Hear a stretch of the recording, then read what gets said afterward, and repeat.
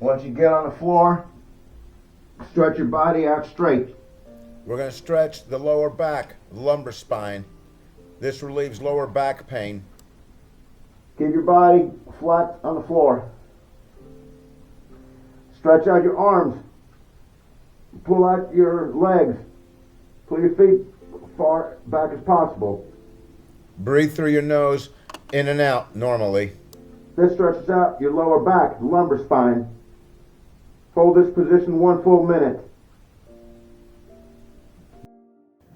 If your lower back hurts all the time and your legs are hurting, this stretch is the ideal stretch to relieve all that pain.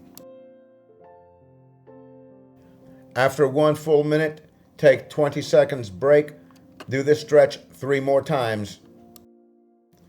While doing this exercise, be sure your legs are out straight, your knees off the floor within 1 or 2 inches.